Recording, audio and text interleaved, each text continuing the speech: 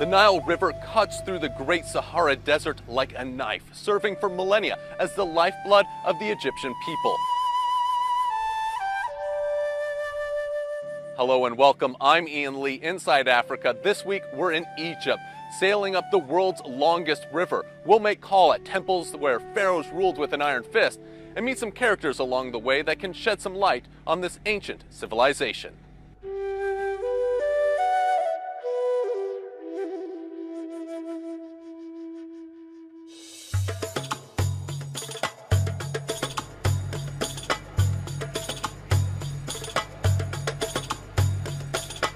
The Nile River snakes over 6,800 kilometers from Lake Victoria in Tanzania to the Mediterranean Sea.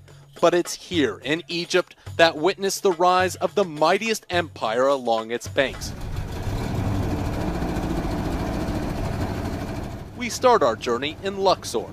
You might know it by its ancient name, Thebes. Present day, it's one of Egypt's main tourist hubs. Nile cruise ships crowd the shore, while those braving the cool morning mist take to the sky for a panoramic view. But thousands of years ago, this city was something else.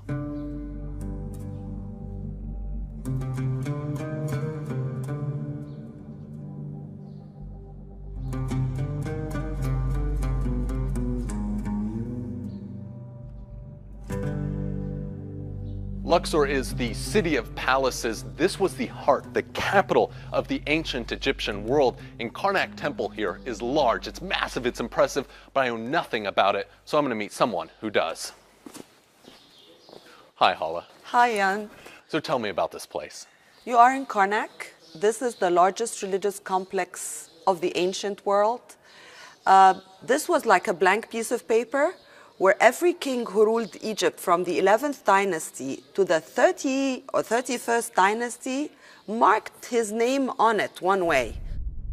Egypt's ancient history plays out on the temple walls, telling stories of glory and betrayal.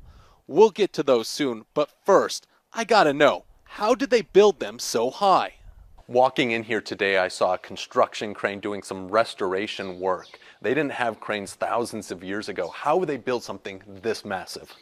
Ramps, Jan. Yeah, ramps made out of mud, brick, and rubble. This was the way they lift up these giant blocks of stones all the way up to the high heights. We can still see evidence of the ancient earthworks today. If these towering pillars look familiar, then you might be a James Bond fan.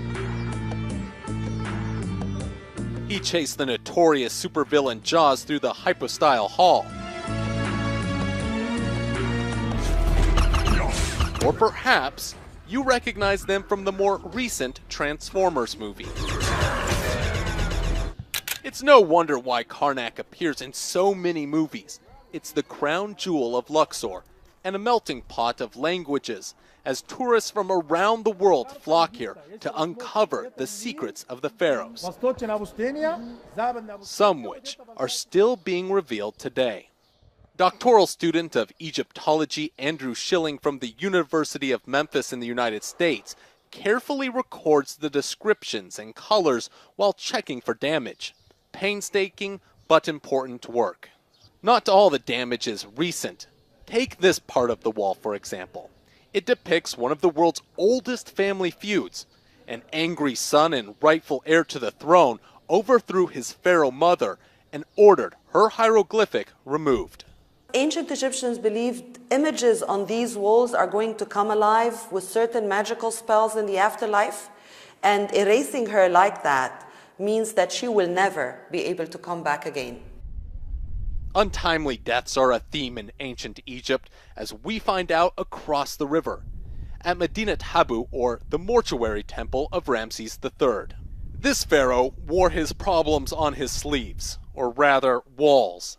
They tell of constant war with the sea people, and what happened to the prisoners would make anyone think twice about invading Egypt. Looking at this relief, there's a couple things that stand out to me. First of all, that guy doesn't look like he belongs in here. He doesn't look Egyptian, and his hands look like they're bound. This was captured. They wanted to find out how many enemies they've captured, so they started first by cutting their hands, but then they found there was a major problem, right hands and left hands. So they went from hands to tongues and then to penises. Ouch! Lesson learned. But that's the point. The reliefs served as the pharaoh's propaganda to the people, and even maybe a bit of a warning. Despite being over 3,000 years old, much of the vibrant colors remain. While Ramses III's temple brags about his might, it wouldn't save him from an assassination plot. His royal harem who lived here, including one of his wives, killed the pharaoh to put her son on the throne. Killing a god king doesn't go over well, and everyone involved was put to death. When pharaohs died, they took up residency in the Valley of the Kings. More than 60 pharaohs that we know of call this place home. In the Valley of the Kings, this tomb belonging to Ramses VI is considered one of the most beautiful. Unfortunately, tomb robbers got here before Egyptologists.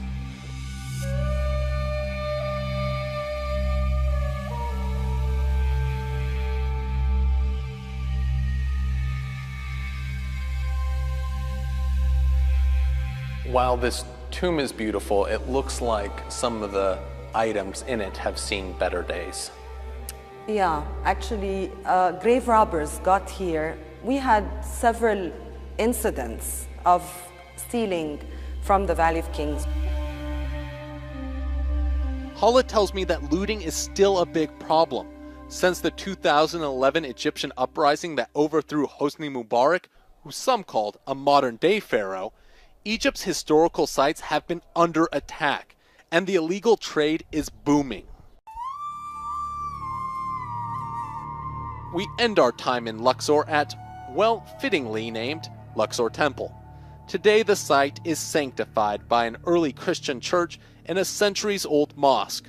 But back in the pharaoh's day, Ramses III kept his harem here too, and made regular visits. I'll leave you with the sights of the temple, but when we come back, get ready to set sail.